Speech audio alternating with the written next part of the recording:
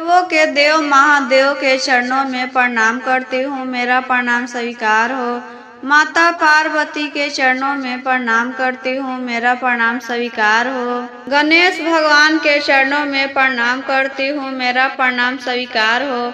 सभी देवी देवताओं के चरणों में प्रणाम करती हूँ, मेरा प्रणाम स्वीकार हो। सभी गुरु भाई बहनों के चरणों में प्रणाम करती हूँ, मेरा प्रणाम स्वीकार हो। हर हर महादेव गुरु भाई बहनों। एक गांव में एक भोला नाम का लड़का रहता था। वह अपने माँ के साथ रहता था। उसकी माँ विधवा थी।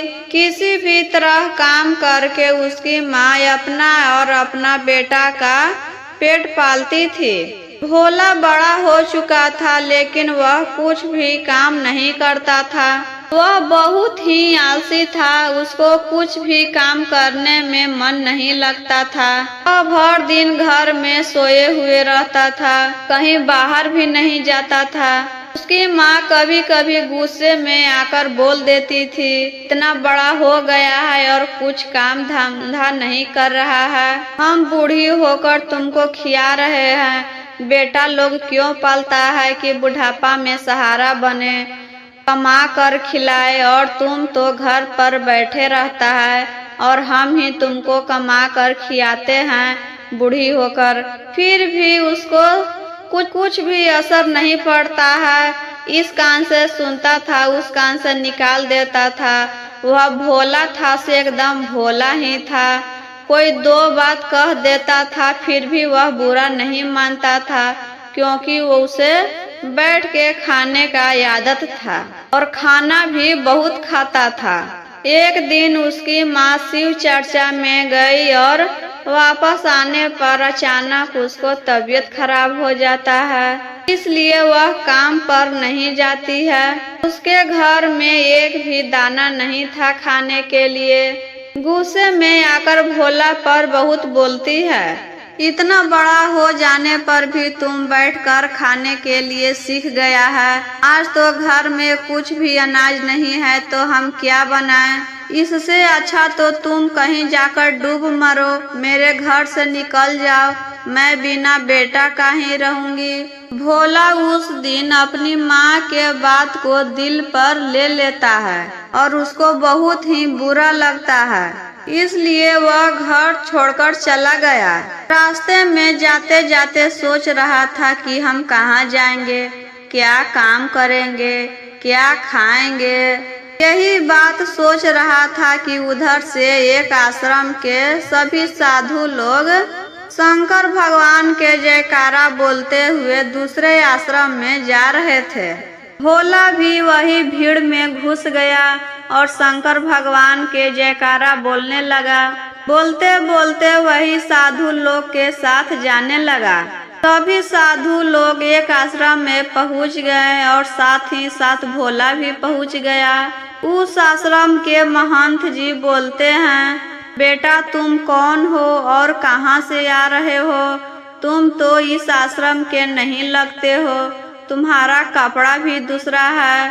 भोला कहता है, बाबा हम अपने घर छोड़कर चल आए हैं और इसी आश्रम में आज से रहेंगे और शिव गुरु के भक्ति भाव करेंगे। भोला मन ही मन शिव गुरु को बहुत मानता था, क्योंकि उसकी माँ शिव गुरु में रहती थी, चर्चा में जाती थी। वह तो पूजा पाठ नहीं करता था, लेकिन मन ही मन शिव गुरु को बहुत मानता था, इसलिए वह आश्रम में रहने के लिए तैयार हो गया था।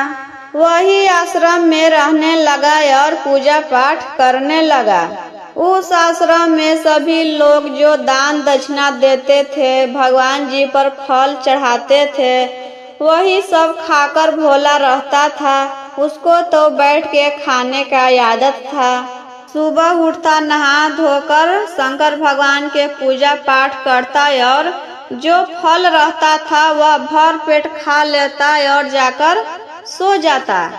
एक दिन गुरु बहना जब भोला सोकर उठता है तो क्या देखता है, उस दिन आश्रम में खाना नहीं बन रहा था, क्योंकि उस दिन एकादशी था।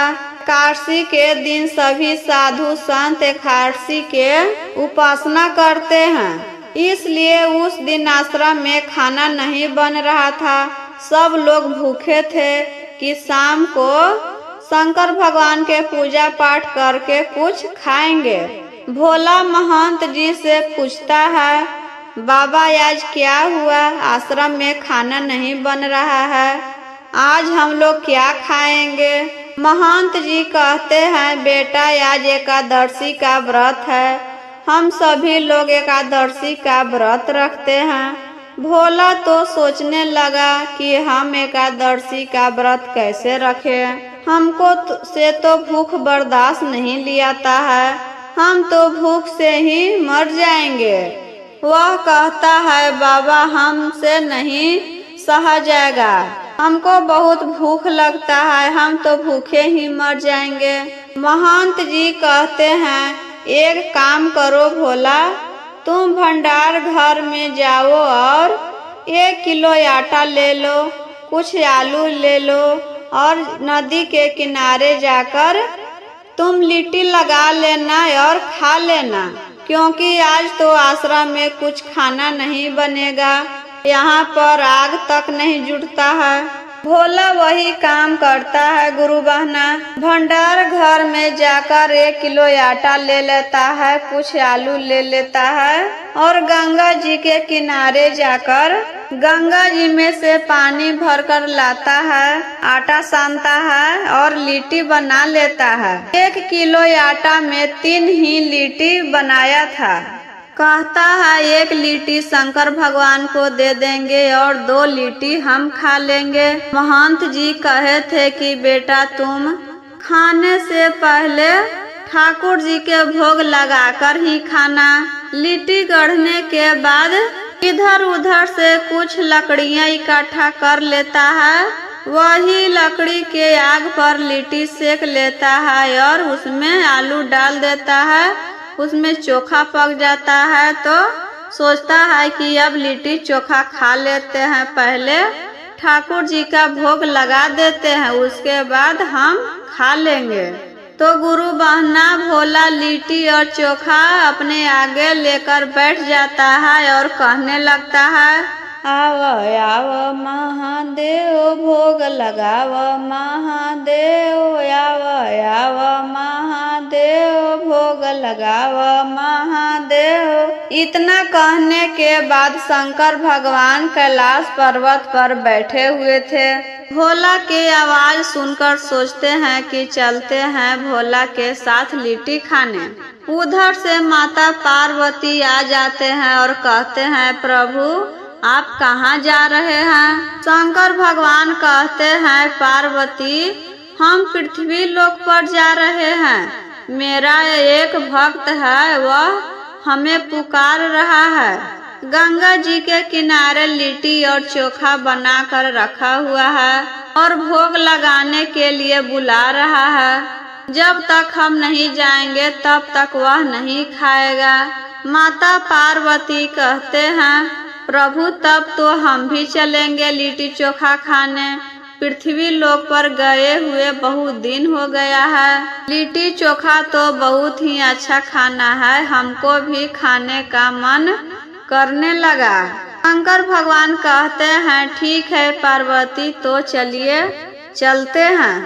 शंकर भगवान और माता पार्वती दोनों आते हैं पृथ्वी लोक पर, वही गंगा जी के किनारे जहाँ पर भोला बैठा था।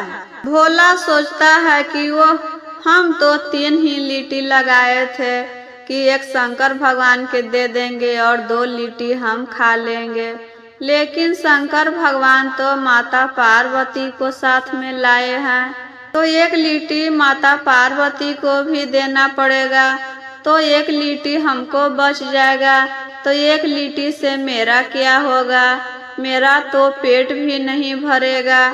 फिर भी वह 1 लिट्टी शंकर भगवान को और 1 लिट्टी माता पार्वती को दे देता है और 1 लिट्टी अपने खा लेता है। 1 लिट्टी से तो भोला का पेट नहीं भरा था, वह लिट्टी खाकर आश्रम में चला आया और मन उदास किए हुए था। महंत जी कहते हैं, क्या हुआ भोला, तुम इतना उदास क्यों हो? तुम तो खाना खा लिया फिर भी उदास हो, क्या बात है हमें बताओ। भोला कहता है, महंत जी मेरा पेट नहीं भरा है, हम शंकर भगवान को बुलाए थे भोग लगाने के लिए, तो साथ में माता पार्वती भी चल आए और हम 3 ही लिट्टी लगाए थे तो 1 लिट्टी हम खाए, इससे मेरा पेट नहीं भरा। महंत जी सोचते हैं कि भोला जरूर झूठ बोल रहा है, क्या शंकर भगवान आएंगे लिट्टी खाने। महंत जी कहते हैं, अच्छा कोई बात नहीं है भोला, अब तो दोपहर हो गया है और तुरंत शाम हो जाएगा। शाम के समय भंडारा में प्रसाद बनेगा तो तुम खा लेना। शाम के समय भंडार घर में खीर का प्रसाद बनता है और भोला पूरा भर पेट खाता है। ऐसे ही रहते रहते फिर अगला महीना में एकादशी का व्रत आया। फिर भोला सोकर उठता है तो देखता है कि आज भी खाना नहीं बन रहा है। महंत जी से जाकर पूछता है, महंत जी आज क्या हुआ, आज खाना क्यों नहीं बन रहा है। महंत जी कहते हैं, बेटा आज भी एकादशी का व्रत है और हम लोग एकादशी का व्रत रखे हैं, इसलिए खाना नहीं बन रहा है। तो भोला कहते हैं, बाबा हम क्या करें, हम तो नहीं व्रत रखेंगे। तो महंत जी कहते हैं, ठीक है भोला, तुम वैसे ही गंगा के किनारे जाकर लिट्टी और चोखा बनाकर खा लेना। भोला कहता है, बाबा उतना से पेट हमको नहीं भरता है, आज हमको ज्यादा चाहिए आटा। महंत जी कहते हैं, ठीक है आज तुम 5 किलो आटा ले लेना और आलू ले लेना, जाकर लिट्टी चोखा बनाकर खा लेना। भोला गंगा जी के किनारे जाता है और आटा सान कर लिट्टी गढ़ने लगता है। इस बार भोला 5 लिट्टी लगाया और अगल बगल से लकड़ियां चुनकर लिट्टी सेक लेता है और चोखा बना लेता है। बनाने के बाद अपने सामने रख कर कहने लगता है, वह सोचता है कि इस बार तो 5 लिट्टी लगाए हैं, एक शंकर भगवान के दे देंगे और साथ में माता पार्वती आते हैं तो एक उनको दे देंगे और 3 लिट्टी हम खा लेंगे। फिर शंकर भगवान को बुलाने लगता है, आव आव महादेव भोग लगाव महादेव, आव आव महादेव भोग लगाव महादेव, आव आव माता पार्वती भोग लगाव माता पार्वती, आव आव माता भोग लगाव माता। तभी कैलाश पर्वत पर बैठे शंकर भगवान और माता पार्वती सुनते हैं तो कहते हैं कि चलिए आज भोला फिर से हम दोनों को बुला रहा है। पार्वती कहते हैं कि ठीक है प्रभु चलिए। उस दिन तो भोला बहुत ही स्वादिष्ट लिट्टी लगाया था, खाने में तो आनंद आ गया था। दोनों पृथ्वी लोक पर जा ही रहे थे कि गणेश भगवान पूछते हैं, पिताजी कहाँ जा रहे हैं, हम भी चलेंगे, हम भी पृथ्वी लोक के खाना खाएंगे लिट्टी चोखा की कैसा रहता है। शंकर भगवान कहते हैं कि ठीक है चलो, आज तुम भी खाकर देख लेना कि भोला कितना स्वादिष्ट लिट्टी बनाता है। तीनों गंगा जी के किनारे आते हैं। तीनों को देखकर भोला फिर सोचने लगता है कि उस समय तो शंकर भगवान के बुलाए थे तो माता जी आए थे और इस बार बुलाए दोनों को तो अपने बेटे को भी साथ में लेकर आए हैं। मेरे पास 5 ही लिट्टी है। फिर सोचता है कि अच्छा 1 लिट्टी दे देंगे शंकर भगवान के और 1 लिट्टी दे देंगे माता पार्वती के और 1 लिट्टी दे देंगे गणेश भगवान के और मेरे लिए 2 लिट्टी बच जाएगा तो हम 2 लिट्टी खा लेंगे। तीनों को 1-1 लिट्टी दे देते हैं। लिट्टी खाने के बाद शंकर भगवान से कहते हैं गणेश भगवान, पिताजी हमको लिट्टी बहुत ही स्वादिष्ट लग रहा है, 1 लिट्टी हम और खाएंगे। तो शंकर भगवान कहते हैं, भोला एक लिट्टी तुम और दे दो इसको, बहुत ही अच्छा लग रहा है, यह तो बालक है। तो भोला एक लिट्टी और दे देता है गणेश भगवान के। सोचता है कि वो इतना मेहनत से लिट्टी लगाते हैं और मेरे खाने के लिए एक ही लिट्टी बचता है। मेरा पेट तो खाली ही रह जाता है, मेरा पेट नहीं भरता है। तीनों भगवान लिट्टी खाने के बाद अपना कैलाश पर्वत पर चल जाते हैं और भोला एक लिट्टी खाकर फिर आश्रम में चला जाता है। फिर उदास मन किए हुए था तो महंत जी कहते हैं, इस बार क्या हुआ भोला, इस बार तो तुम 5 किलो आटा लेकर गया था, इस बार भी तुम्हारा पेट नहीं भरा क्या? भोला कहता है, नहीं बाबा, आप कह देते हैं कि ठाकुर जी का भोग लगाने के बाद ही खाना, तो हम बुलाते हैं तो वह अकेले नहीं आते हैं। इस बार तो अपने बेटे को भी लेकर आए थे, इस बार भी हम एक ही लिट्टी खाए हैं। महंत जी फिर सोचते हैं कि कैसे यह हो सकता है कि भगवान लिट्टी खाने आएंगे, भोला जरूर न जरूर झूठ बोल रहा है। फिर भी वह कुछ नहीं कहते हैं ठीक है भोला, शाम के तुम खा लेना। 1 महीना के बाद फिर एकादशी का व्रत आता है। उस दिन भी भोला सोकर उठता है तो देख रहा है कि खाना नहीं बन रहा है, क्या खाएंगे?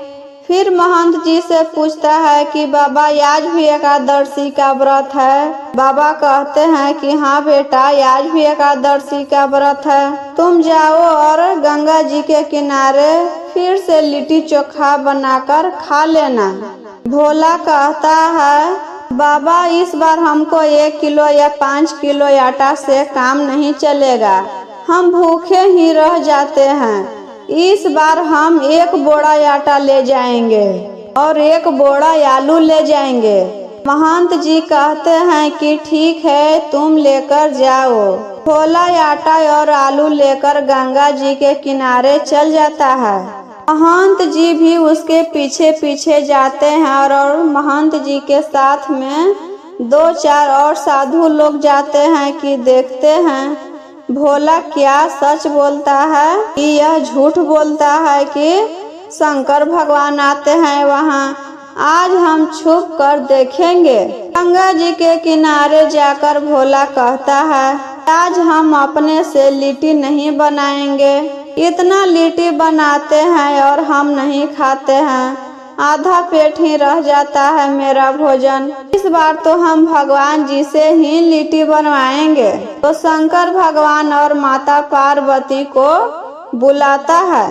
शंकर भगवान और माता पार्वती आ रहे थे तो गणेश भगवान भी साथ में आ गए। वहाँ पर गंगा जी के किनारे आकर माता पार्वती कहते हैं, भोला इस बार तुम लिट्टी नहीं लगाया है और लिट्टी लगाने से पहले ही हमको बुला लिया। भोला कहता है, इस बार हम लिट्टी नहीं बनाएंगे, मेरा हाथ दुखने लगता है और हम भूखे ही रह जाते हैं। इस बार आप लिट्टी बनाएंगे और हम खाएंगे और आप सब लोग खाइएगा। तो माता पार्वती कहते हैं, ठीक है भोला, इस बार हम लिट्टी बनाते हैं। माता पार्वती लिट्टी बनाने लगते हैं। लिट्टी बन जाने के बाद उसमें से इतना अच्छा सुगंध आने लगता है कि पूरा ब्रह्मांड में इनका सुगंध फैल जाता है और सभी देवी देवता कहते हैं कि इतना अच्छा सुगंध कहाँ से आ रहा है। सब भगवान सुगंध लेते लेते वही गंगा जी के किनारे चल आते हैं। भोला फिर सोचने लगता है, ओह इतना आटा लेकर आए हैं, फिर भी लगते हैं कि इस बार भूखे ही रह जाएंगे, क्योंकि 1 बोरा ही आटा था और इतना सब देवी देवता लोग आ गए। इस बार तो लगता है कि एक भी लिट्टी नसीब नहीं होगा।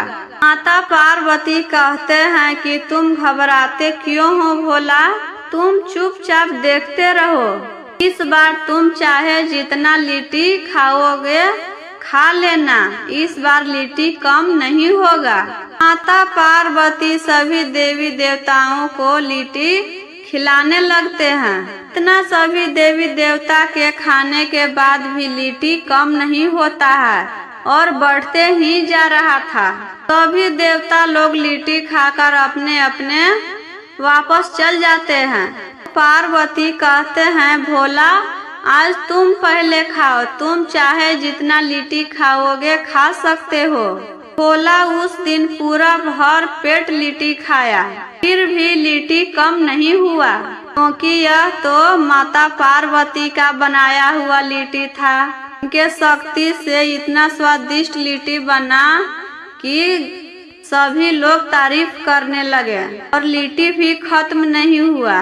लिट्टी खाने के बाद माता पार्वती कहते हैं, भोला तुम जो मांगना चाहते हो वह मांग लो, हम तुमसे बहुत ही खुश हूँ। तो भोला अपने पहले के सारी बात बताने लगा, हम कितना गरीब थे और मेरा दिन कैसे गुजरता था। यह बात बताने के बाद शंकर भगवान और माता पार्वती कहते हैं, ठीक है भोला तुम अपने घर जाओ और आज के बाद से तुम्हें कमाने का कोई भी जरूरत नहीं रहेगा और तुम्हारी माँ को भी नहीं, और तुम्हारी जिंदगी आज से हंसी खुशी बीतेगा। इतना होने के बाद पेड़ के पीछे से महंत जी और सभी साधु लोग देख रहे थे। वह शंकर भगवान और माता पार्वती के सामने आकर खड़ा हो जाते हैं। कहते हैं, भगवान जी हम आपको इतना पूजा पाठ किए लेकिन आज तक कभी हमें दिखाई नहीं दिए, लेकिन आज भोला के कारण आपसे हमें दर्शन हुआ। हमें क्षमा कर दीजिए भगवान जी, हम तो भोला पर सोच रहे थे कि यह झूठ बोल रहा है, इसलिए हम छिप कर देख रहे थे, इसी कारण आपसे दर्शन भी हो गया। सबके आशीर्वाद देकर शंकर भगवान और माता पार्वती अपने कैलाश पर्वत पर चल जाते हैं। भोला और भोला के साथ साधु संत सब अपने अपने आश्रम में चल आते हैं। एक दिन भोला कहता है महंत जी से, भाई अब हम अपना घर जाना चाहते हैं, बहुत ही दिन हो गया मेरी माँ से मिले हुए। मेरी माँ पता नहीं कैसे होगी, कैसे रह रही होगी। उस वक्त तो हम गुस्से से वहाँ से निकल गए थे। महंत जी कहते हैं, ठीक है बेटा जाओ और अपने माँ से मिल लो और जब भी तुम आना चाहते हो आ सकते हो। वहाँ से भोला अपने घर चल आता है और घर आकर सोचता है कि मेरा झोपड़ी तो यहीं पर था, पता नहीं कहाँ चल गया, यहाँ तो एक बहुत ही सुंदर बंगला हो गया। तभी उसी घर में से उसकी माँ निकलती है और अपने बेटे को देखकर गले से लगा लेती है और कहती है, बेटा तुम कहाँ चल गया था? हम तो उस समय गुस्से में आकर बोल दी थी और गया तो इतना दिन के बाद लौट रहा है। माँ के बात को इतना बुरा लगना नहीं चाहिए, माँ तो कुछ भी बोल सकती है। भोला कहता है, हमसे गलती हो गया माँ, हमें माफ कर दो, अब से हम आपको छोड़कर कभी नहीं जाएंगे। अब भोला के पास सुंदर घर और खूब सारा धन दौलत हो गया था शिव जी के कृपा से। अब उसको कमाने का भी जरूरत नहीं था, वह जैसा चाहता था वैसा हो गया था। बैठे बैठे खाने के लिए मिल रहा था उसको। दोनों माँ और बेटा हंसी खुशी जिंदगी बिताने लगते हैं। मेरा वीडियो अच्छा लगा हो गुरु भाई बहना तो लाइक करें, शेयर करें और ऐसे ही और वीडियो देखने के लिए चैनल को सब्सक्राइब कर दीजिए और कमेंट बॉक्स में हर हर महादेव जरूर लिखें। हर हर महादेव गुरु भाई बहना।